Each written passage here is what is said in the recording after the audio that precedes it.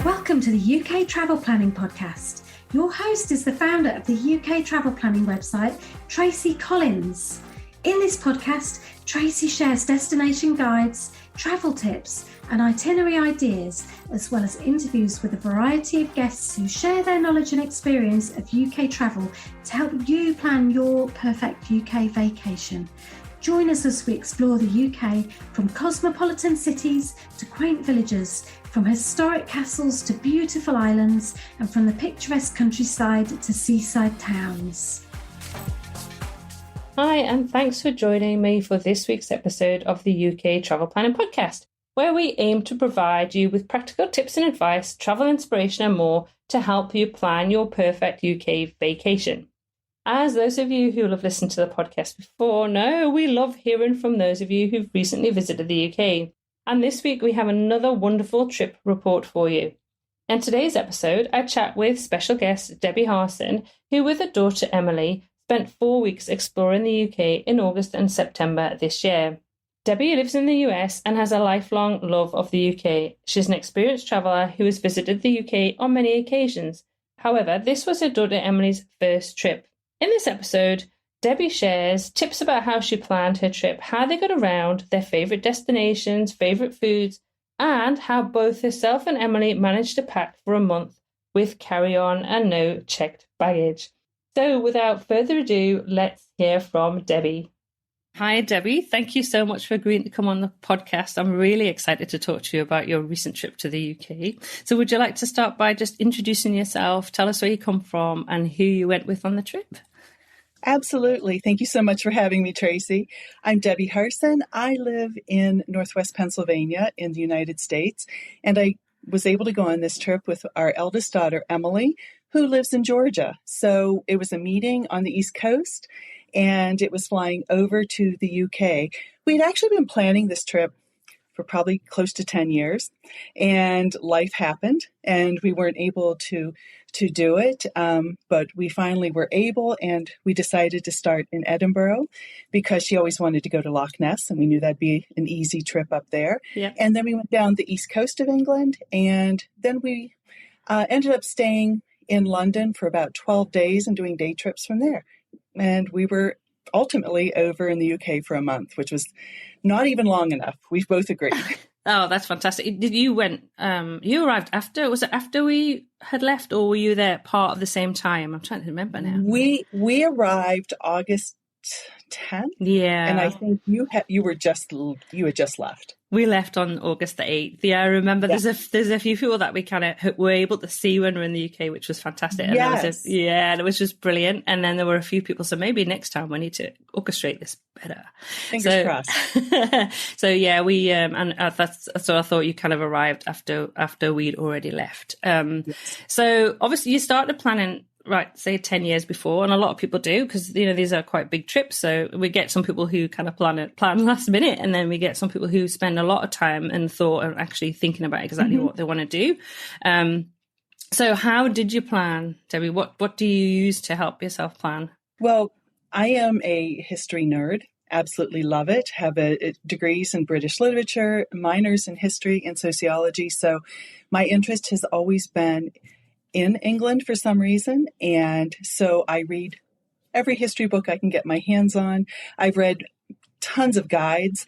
I have some favorite guides. I like the rough guides. I like those quite a bit. I like Rick Steves a lot for his maps. I like Lonely Planet. So I read a lot of the guidebooks and try to keep up with things that way. I've also subscribed to some different magazines like Britain, Discover Britain, and British Heritage, which unfortunately is no longer in publication. And your website was a godsend. Honestly, we ended up booking some things through your site. I read the newsletters as if, until they could be thin, if they could, on a computer. I've been to the UK several times before.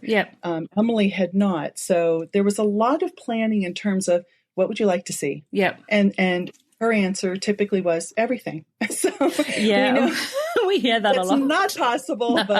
but we did it. We did the best we could. We do hear that a lot. You know, I've got 2 weeks and I really want to go and see England, Wales, Scotland, and I'll just throw Ireland in there for good measure. And we're like, no, that's going to be, it's just going to be too rushed. And I mean, you could, if you wanted to spend your entire time on the road and not actually see anything. Right. But and I feel that there's definitely a move towards kind of deeper travel, more meaningful experiences, and kind of immersing yourself and learning more, as you say, about the history and about the culture and about the people. I don't think that's just for visiting the UK. I think that's kind of a worldwide. And I think it should be. Absolutely. And I'm always really pleased when people want to spend a little bit and don't just want to stay in London, because yes, go to London. Everybody wants to go to London, and I totally get that, and I say that all the time. But it's like, don't just stay in London. You know, there's so much more to the UK than just London. And in fact, it's very different when you get out of London. Absolutely. So this was, obviously, you've been numerous times before, because I know you absolutely love the UK. I do. But for Emily, it was the first time. So obviously she'd said to you, you know, she wanted to see everywhere. So how did you go about choosing the destinations? The first thing that she definitely wanted to see was Loch Ness. Yep. She has wanted to find Nessie since she was 2. And that might have been influenced a little bit by me, but we won't go there. And so we knew we wanted to do that. She wanted to see Stratford-upon-Avon. Yeah. She is a huge Shakespeare buff like I am, and Stonehenge, because she loves to collect rocks and thought she could just take one home with her. So we talked extensively about some different options, some different places, what might be possible to see and what might not. Yeah. And that's sort of how we started to whittle down. And then on my end, the East Coast, I had tastes of in some places. Absolutely love Northumbria, and really wanted to spend a lot more time in some of the areas in and around that area. And she was wholly on board, whatever you want. So we sort of started at that point, knowing we'd start in Edinburgh. I thought that would be a great place for her to see first. It's got the history, the culture. It's so alive and vibrant, and it's, you know, a large city without being a large city. It's a beautiful city, Edinburgh. It's a lot of steps and up and down, but it's which I think I should warn people about, because I think people sometimes get a bit of surprise with that. But it's a wonderful city, and it's a great start to exploring Scotland as well. The start in Edinburgh, I always think. And I love the fact that you mentioned Northumberland, because obviously, you know, that's where I'm originally from, and I know we talk quite a lot about visiting certain places in Northumberland, like Holy Island of Lindisfarne was somewhere that we talked about. Absolutely. And I was able to do that this trip, where I didn't think I would be able to. And it was sort of a surprise venture, and I'm so glad. Oh, no, I was so excited that you managed to get over there, because I know it was somewhere that was so important for you to get to. So obviously you kind of identified the different places that you wanted to go and started building the itinerary. So did you fly into Edinburgh? That was one thing I asked. Did you fly into Edinburgh?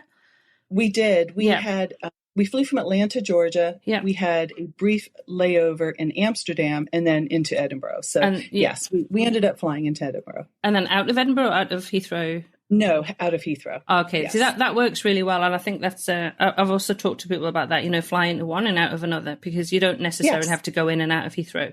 And that, it means also you don't have to double back if you don't want to, if you haven't got the time to do that. Yes.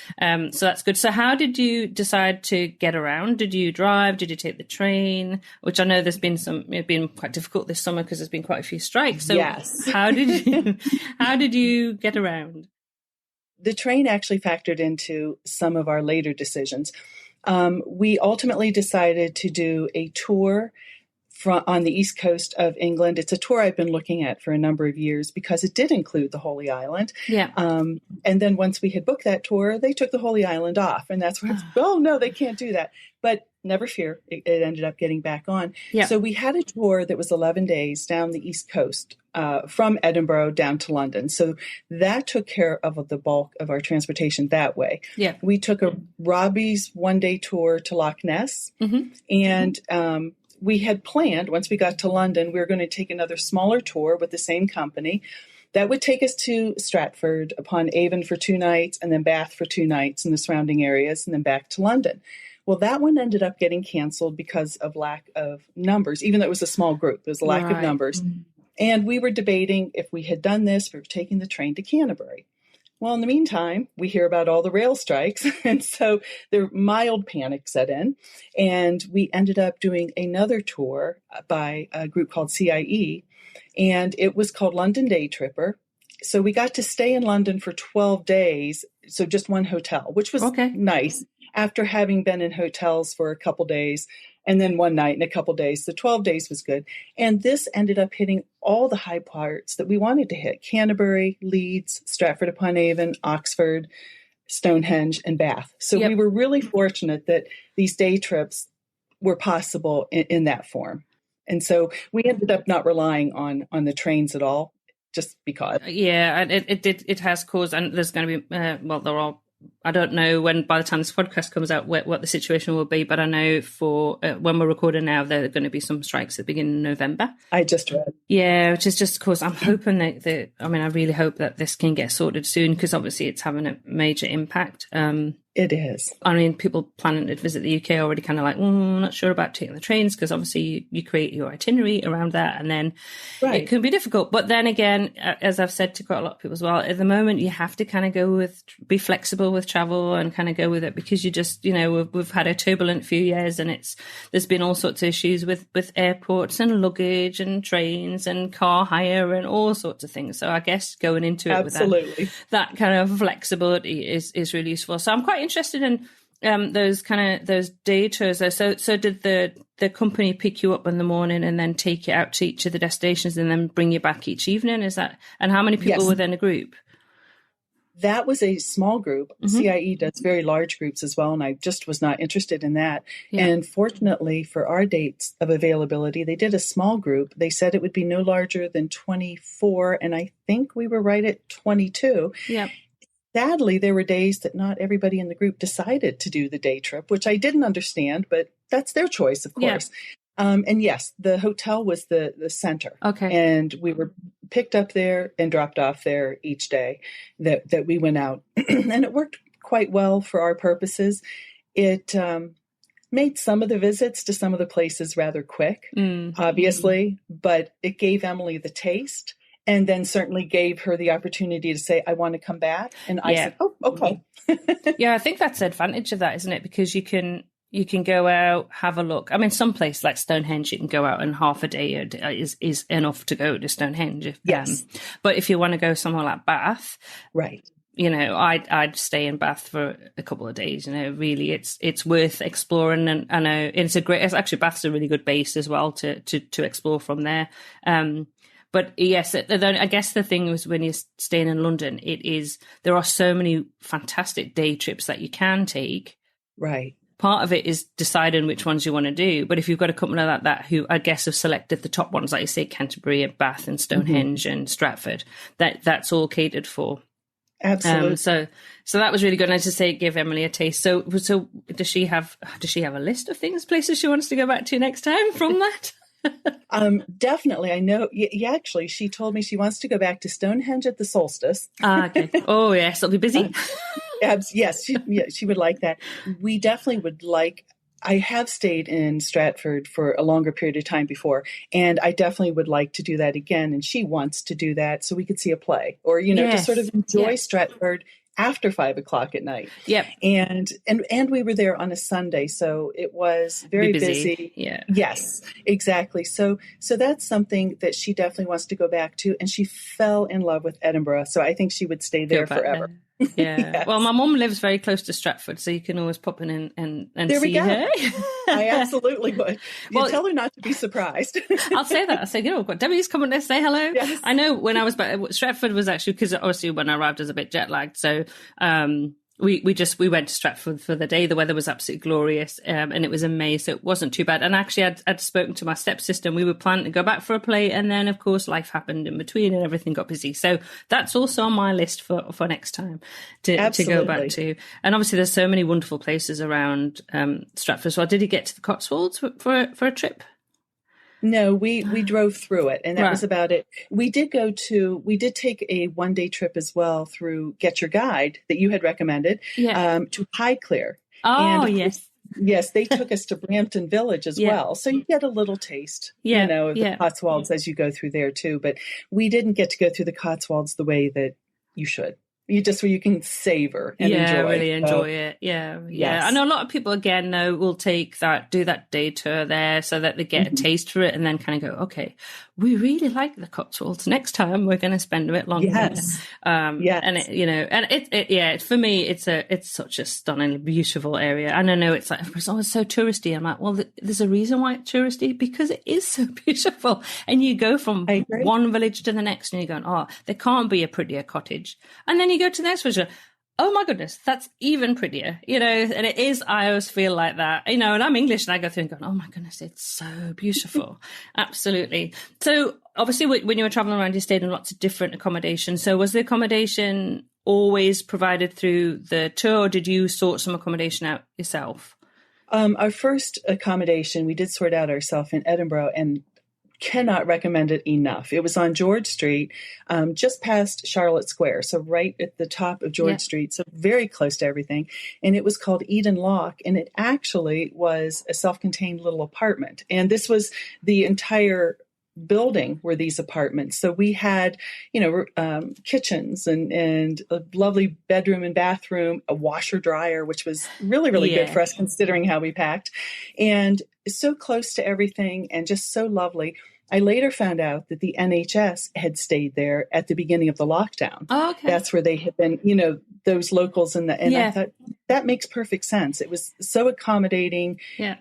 Spacious without being overwhelming, and just the perfect place for us to stay. The rest of the places, yes, we're all part of or going to be part of a tour. But with our first tour group, everything is very much a boutique hotel because it's a very small group. So you're not staying at XYZ chain, that's much larger. Most everything is in the center of town. Yeah. They're my favorite accommodations because they're either manor houses or these wonky buildings, with the crooked staircases. Yeah, so cute. And just charming, charming.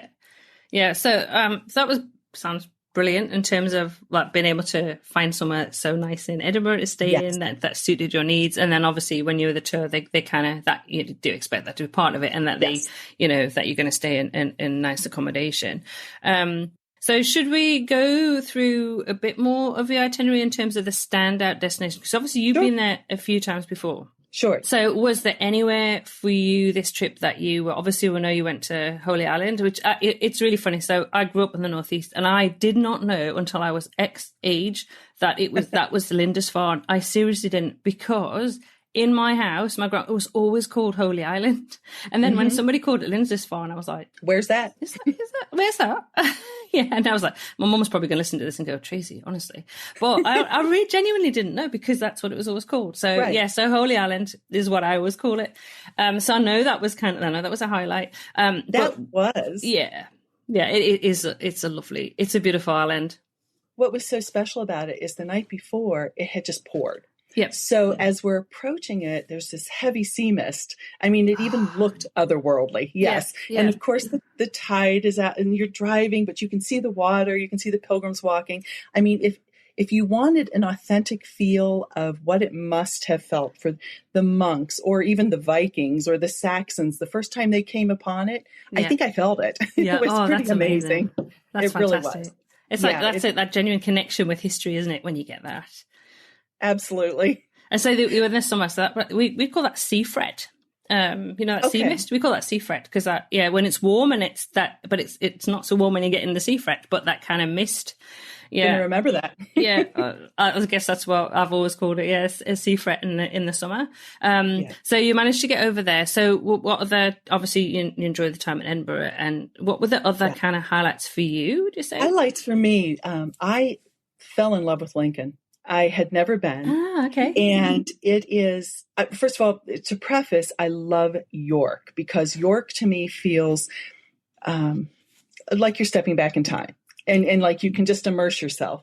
So when I got to Lincoln, it was that feeling again. And our hotel was right around the corner from the cathedral, absolutely beautiful cobblestone street, and you just felt part of time, part of history. The cathedral was stunning and airy and just beautiful. And I do have a thing for cathedrals, but this one just took my breath away.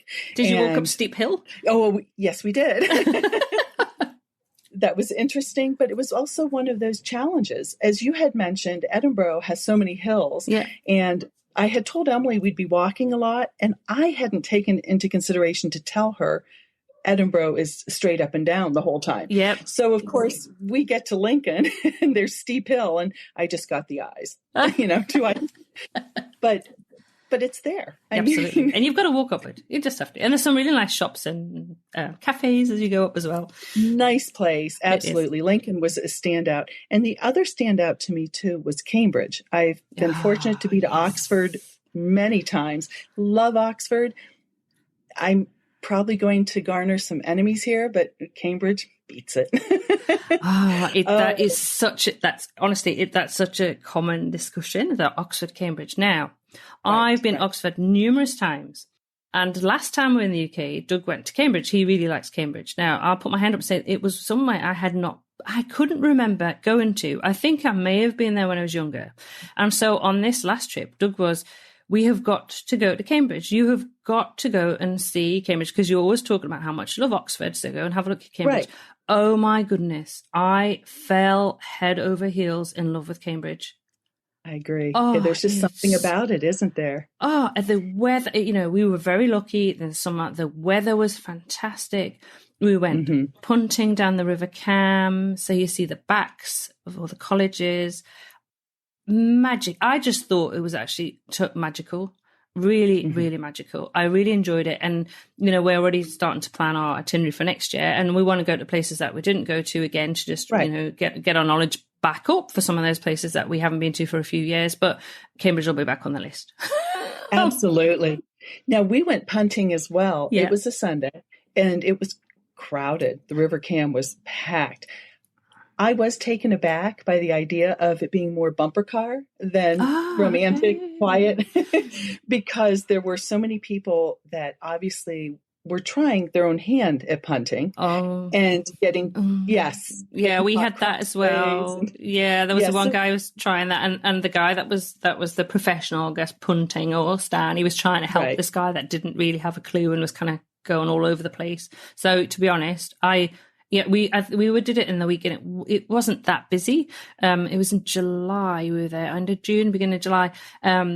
But yeah, I'd just get somebody else to do it. Why don't you want to sit back and enjoy the view? Yes, and enjoy and look. Exactly. I agree. But no, we had the same thing. I think I started laughing the first time our guide said, coming up on the right. And then, we went into him. And then I was done. I couldn't help it, because he must have done it half a dozen times. And that's not what I expected. It just added to actually the fun. Yeah, of the day. It would really be fun watching all those people trying. But I'd still no. I like to sit back and enjoy. It's the same in Venice. It's like, am I not that you can have a go at on the gondola in Venice yourself? You have to get somebody to do it. But it's like, why wouldn't you? I'm like, want to sit back and enjoy it. I agree. And so, and for Emily, I know you've said obviously she enjoyed Stonehenge, but were there kind of standouts for her? I think for her too, like I said, Stratford was as well. I know she told me, and I do have this in here. I think she enjoyed, she just wanted to spend more time in Scotland as a whole too. Canterbury was the place too that she wanted to enjoy a lot more. Once again, she also has a background in literature and of course Chaucer. You see the murals, the statue.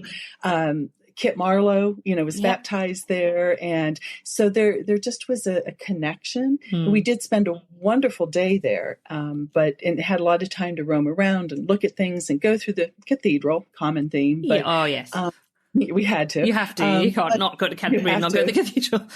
I agree. But I think, just to spend some time there and just to sort of be, I think would be, that was one of the things she had mentioned, and I absolutely agree. And I know Highclere was a high point for her too, because she's new to Downton Abbey. Okay. I got her interested in it last Christmas when she was home.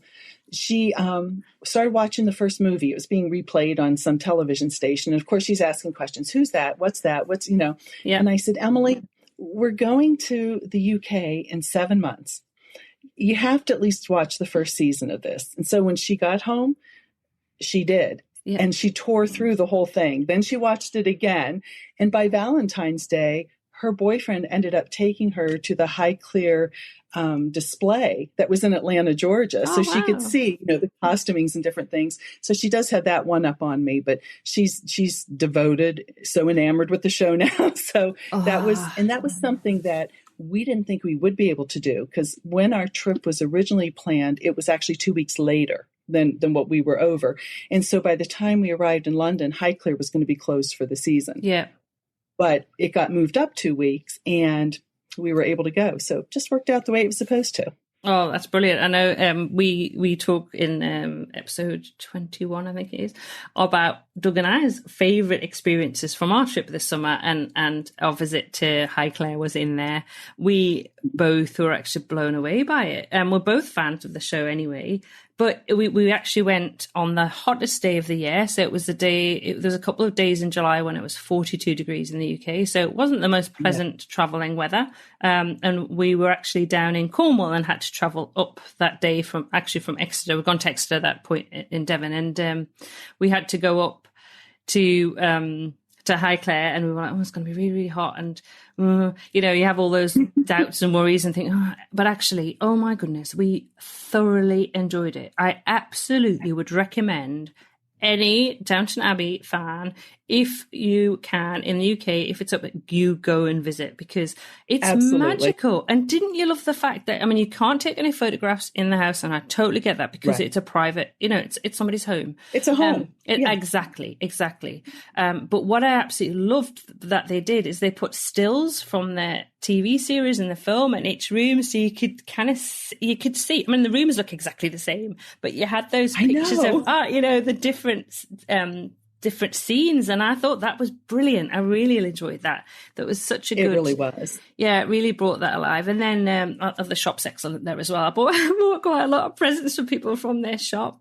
And then just we sat under the trees, because the trees are beautiful. You don't have to walk very far from the car park. It's literally it's flat. You just walk through, and we got a couple of chairs and we sat, just enjoying the whole ambience and the just being there. And I had to play the Downton Abbey music, which is really funny. Loads of people were turning around and looking at me, and I was like, you can't sit looking at Highclere and not have a little bit of Downton Abbey magic going in the background of this music. So absolutely. And as you're walking up the drive, you hear it in your head as you're walking. You feel, of course I'm here. You do. And I was thinking, Lady Tracy has arrived. There you go.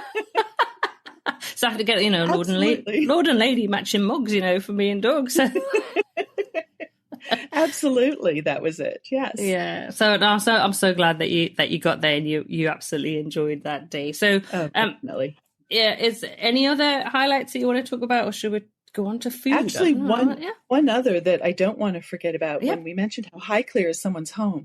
The one place we went to that just blew me away with the hominess was Sandringham. Oh, okay. I had never been, and of course we've been to Windsor. You're at Buckingham Palace. We've been to Balmoral, and here I am, and you felt like it was a home. Yeah. Much larger than my home, granted, but nonetheless, the rooms looked lived in. They looked comfortable. They looked like family rooms, and I loved it. I just loved it. And of course, as I look back on our trip, we got home just a mere week before the Queen passed away. Yeah. And so I think of all these things we saw and experienced, and it puts a different, almost bittersweet. Yeah. You've got that connection, don't you, from that? It really does.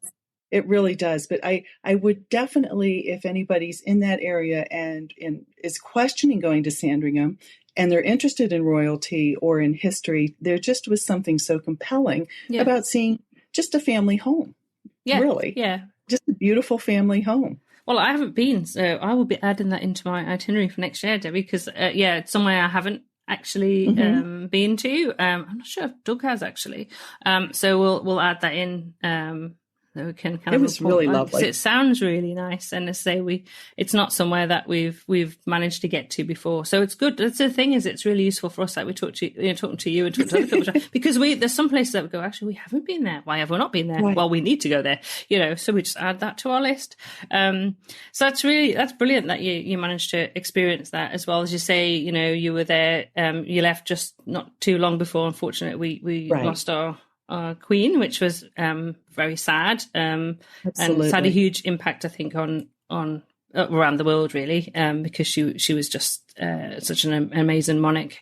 So yeah, that was definitely, it's been this year with the celebrations around the Platinum Jubilee, which were fantastic, and then obviously we've had to go through the loss of the Queen. So it's been, you know, kind of it's celebrations and then but you know, we have a new king, so we'll see how that goes, and I'm looking forward to the coronation next year. So I know you are. Yeah, I really hope to be in London for that. I'd like to experience that. You know, it's going to be 70 years since we've had a coronation. Absolutely. And I think it's going to be a little bit more low key from the Queen's in 1952. When she was 1950. I'm terrible, honestly, for a history teacher. My dates, I put this down to age, Debbie. I'm just going to put this down to age. I get brain fog. It's like, no, I should know these dates. Yes, obviously 1952. So yes, it'll be interesting to be there for that. I think it's going to be very busy. It really will, definitely. Oh, it will be, but it's history. Exactly. And what a moment. Exactly, and how often do you get to actually experience something like that? It doesn't happen, say, very often. So no, that's all right. I'm going to kind of pivot a bit towards food now, because there's actually been some discussion recently in our Facebook group, which you're a member of our UK travel planning Facebook community. There's been a bit of a chat about kind of favorite UK foods, and so I'd love to know what you enjoyed food wise when you were there, and also Emily, I guess, what she enjoyed. Okay. My favorite food since my first trip is clotted cream. I could eat it by the spoonful. Okay. So you put clotted cream on anything, I'm there. Now, can you not get that in the States? Not in our area. No, Okay. you can in some of the larger areas, and I can order it, but it's not the same. Yeah. And I love to make scones, and but you know, I have to have clotted cream with them. Now, if you ask me how I eat them, I will tell you that next June I'll be eating them the opposite way that I eat them now. Okay. We intend to go to Devon and Cornwall. So. Right. So you've got to get it the right way around in each of those places. Yes. Exactly. So I will do that. But Emily loves fish. Well, I do too. But fish and chips for her was just like, can I get fish and chips here? Can I get fish and chips there? And that was one of her favorite things. One of her standout meals, she said, was on Victoria Street in Edinburgh at Birdie's. Okay. We had a delicious fish and chip meal there, and it just was, well, everything is fresh tasting and just light and absolutely superb service and delicious. And so that was one. She tried a full Scottish breakfast. Yeah. Complete with the blood pudding, the haggis, and said, this is good. So I was really pleased. It's tasty. I always think it's just so tasty. It is tasty. It is very tasty. I had not tried the blood pudding prior to her getting it with the full breakfast. So I tried it, and it was very, the spices just are very good. It was a very good taste. I really, really enjoyed that. I love sticky toffee pudding, and believe it or not, couldn't find it and get it until my last day there. We just weren't at the right place at the right time, but did have it. That's one of Doug's favorites as well, I have to say. So we and we met up with a couple of the group members who were in York, and that's what we all went out for a meal, and that's what everybody had. I'm not a big fan. It's too sweet for me, but everybody had sticky toffee pudding with custard. Delicious. We did a full Sunday roast. Which, yes. You know, is Yorkshire always puddings. a lovely. Yes. Perfect experience. Yeah.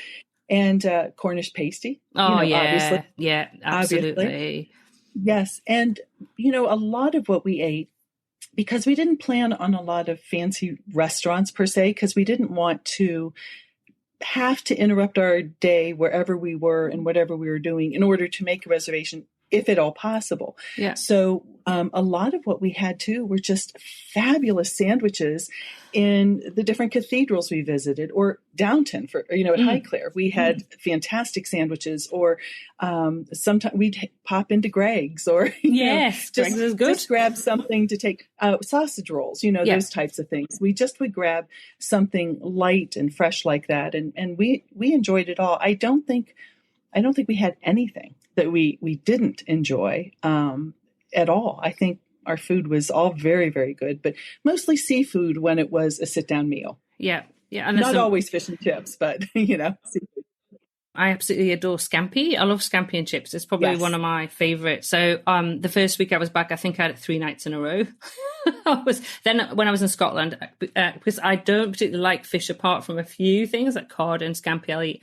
And I think by the time I'd finished around Scotland, I was like, I can't eat any more scampi. Not again. I can see why. Yeah, I was like, no, I just can't. Even though I love it. And I really enjoy haggis as well when I go to, I always go to Macca's Mash Bar in Edinburgh. And so I always treat myself to that. And of course the Cornish pasties when we were down in Cornwall. Oh my goodness. Wow. Just so tasty. I'm glad we did so much walking because I was a bit worried I was eating too much, but it worked out all right when I came back. Yeah, I was like, I'll keep walking 25,000 steps. I'm fine. I can have that pasty today and that cream tea. I'll be fine. But it's not hard to get that many steps in a day at all. Not hard at all. No. And I think that's something that I keep kind of saying to people is like, don't underestimate how much you will walk and how you'd really need to think about your footwear when you go in to make sure that you have got, because there's nothing worse. And I've done it before. I've gone somewhere and not broken in my shoes, whether it's trainers or sandals, and then had blisters on day 2. And then you're only miserable after that because my feet hurt, and you're going to be doing a lot of walking. So make sure that you really think about what you're going to have on your feet. Absolutely. I did have cream tea in York, and that was delicious. Yes.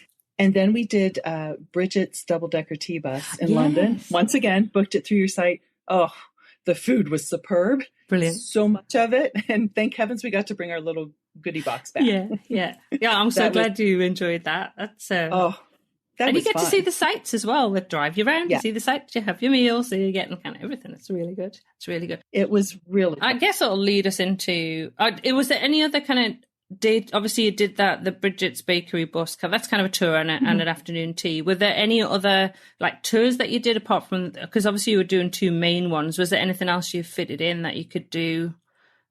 We did the Robbie's tour to Loch Ness. Yeah. And that was nice. But we both agreed this was something we would do different. We would want to spend a lot more time at Loch Ness. And unfortunately, because of the distance, you're in the bus a lot. He made some fantastic stops like at Callander and Culloden. And we did stop, and it was beautiful, of course. And we were able to be on Loch Ness at Fort Augustus for about 45 minutes, I think was our boat ride. And that was fascinating and beautiful. But you only get so far out. And we definitely would like to, explore that area, just that whole area a lot more in future. It was a nice introduction. Yes. And there's so much to see in Scotland. We were there for 3 weeks and we'd like to happily go back for a month next year to explore. Because the area around, have you been to Fort William? Yes. Oh, that to me is, I just love it around there. It's beautiful. That's so beautiful. It really is. And then going on over to Skye. So Scotland is we could talk a whole episode just about Scotland, couldn't we? Planning to visit Scotland. So we're going to talk, because we're talking about shoes and about making sure you've got comfortable footwear. So I want to talk to you about your packing and how you packed for a month. So what did you take? Well, let me preface by saying my daughter, and she's going to kill me for this, we come visit for a weekend with 4 suitcases. Okay. So we had heard horror stories about 2 weeks before we left and pictures of all the luggage, in Heathrow and all the luggage in Amsterdam. And I said to her, honey, these are the 2 hot spots and we're flying, can you do a carry-on? And after she hyperventilated a bit, she said, I think I can, because, what are you packing? So we just did carry-ons for the month. We were fortunate to have washer and dryer, of course, in Edinburgh, so we could wash our first week's worth of clothing. And we got by and washed, and made do all the way through. But for the plane ride, we wore our heaviest clothes. So we had on jeans, even though we knew it was going to be hot. We had on jeans, we had on a heavy sweater, long sleeve shirt, our trainers, that type of thing. And then we packed a couple pair of leggings each. I think we both had another pair of jeans, 2 or 3 jersey dresses. They roll right up and they day to evening type of thing. And probably 4 tops. Yep. And that was about it. And footwear? I had trainers. We had trainers and slip-ons. just flats. We each had a pair of flats to wear. And that was it. That's what we had for the entire time, which shocked her probably more than me, that we were able to do, because I had gone on a trip by myself for about 3 weeks several years ago. And as I was packing, I realized this will all fit in my carry-on. But of course, there was no room for anything else. Yeah. And so I put things into a regular checked bag that visit, and then was able to bring a couple souvenirs for the family that I left behind home. But I knew we could do it. I just knew we'd have to be creative about it. And it worked. It worked. Yeah, that's great that you did that. I mean, I think I used like packing cubes, because I think you can get everything squished in. And, if you can do that, it takes away that worry about, where's my luggage going to be? Is it going to arrive? Is it going to get lost?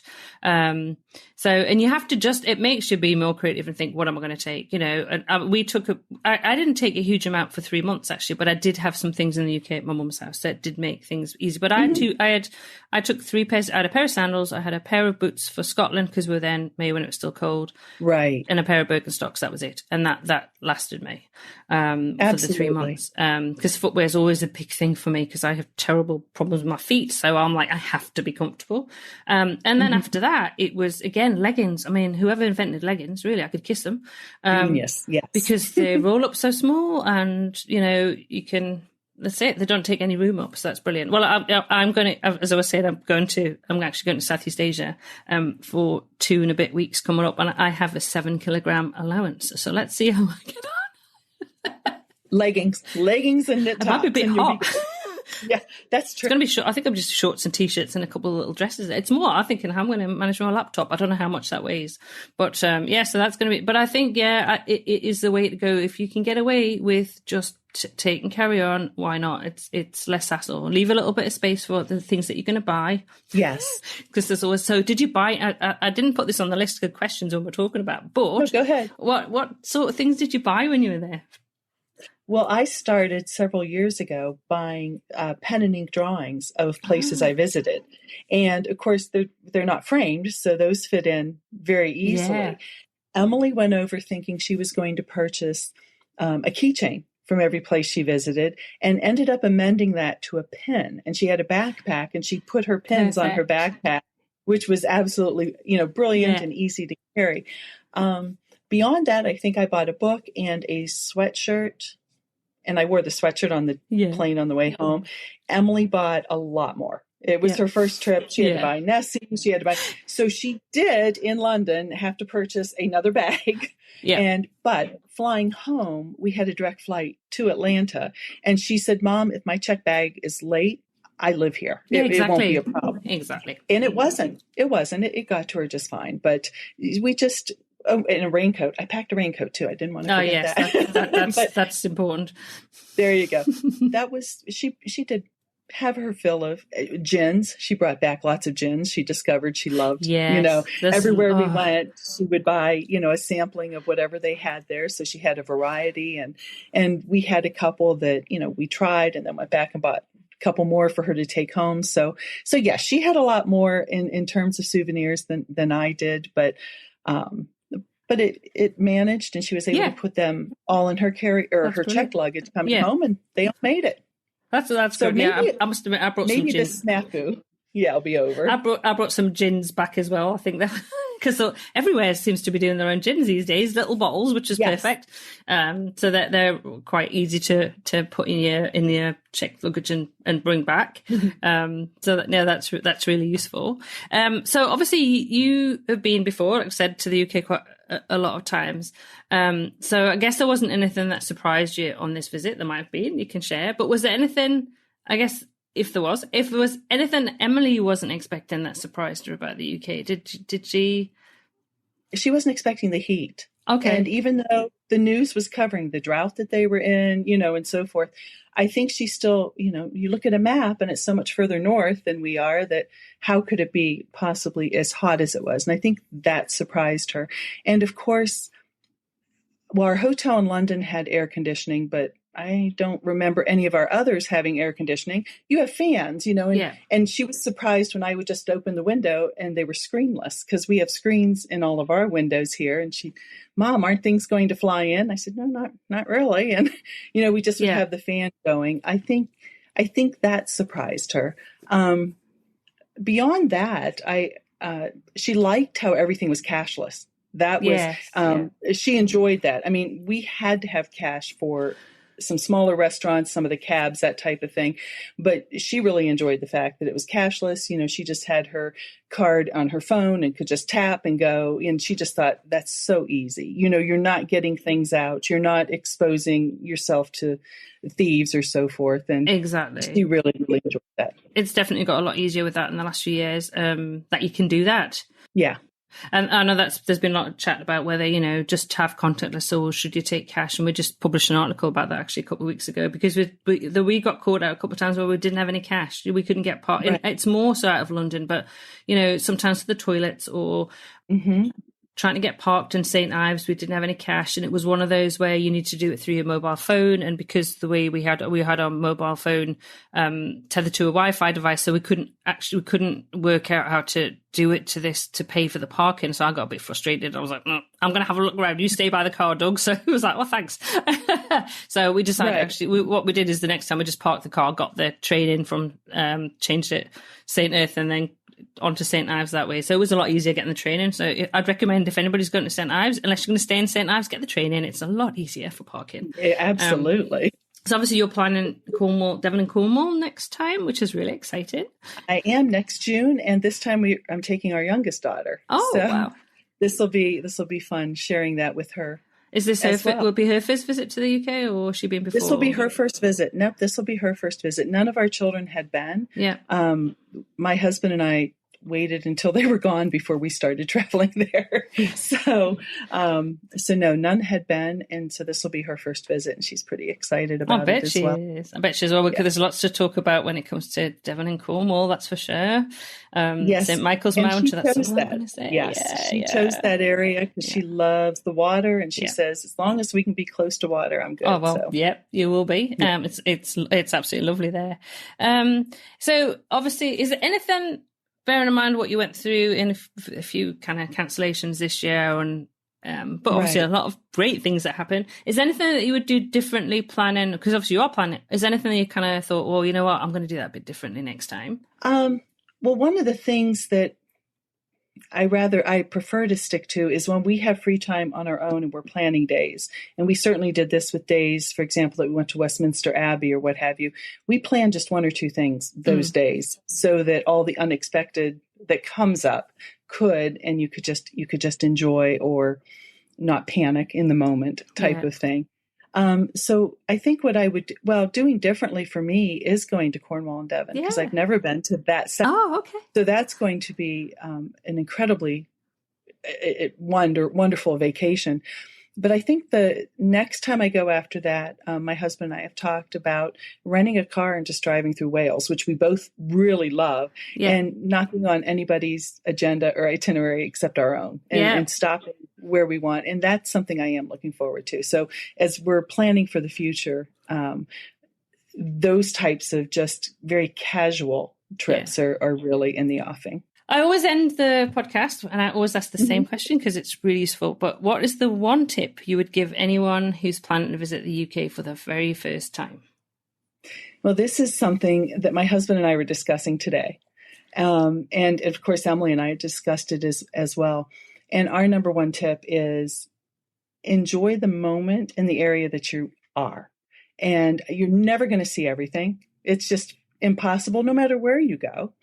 And just to enjoy that moment, my husband loves the parks and just walking through them and enjoying how you can be in the middle of London and not hear a single thing because you're in a park and there's the birds calling or there's the trees. And we love walking through them or just sitting and watching other people bike through them or doing those types of things. And Emily and I were able to enjoy several moments like that. And so I think that would be the number one thing. Just enjoy the moment that you're in and don't panic about what you're not seeing or what you should be seeing. Yeah. Because each of us is an individual and we each have our own itinerary. And certainly if you have a limited amount of time, you're going to try and cram as much as you can into it, but also take time for those moments, those very quiet moments where you just sort of can savor where you're at. And I think don't be afraid to ask locals, whether it's someone at your front desk, whether it's, someone you run into at a store. Do you have a suggestion for dinner, or do you have a suggestion for a nice place to walk? I think those are handy anywhere you go. Yeah, I think that's an excellent suggestion. And it's funny, isn't it, when I don't know about you, but, we've been reflecting on our trip, and it's funny the moments that actually are the standout ones, and they're not necessarily the ones that you would expect. No. And it's like I say, sitting under the trees at Highclere. Yes. And just taking in that view with the breeze, and it was really warm. It was actually, this is going to sound bizarre, but it was sitting in the car waiting to get on the ferry over to Skye. Mm-hmm.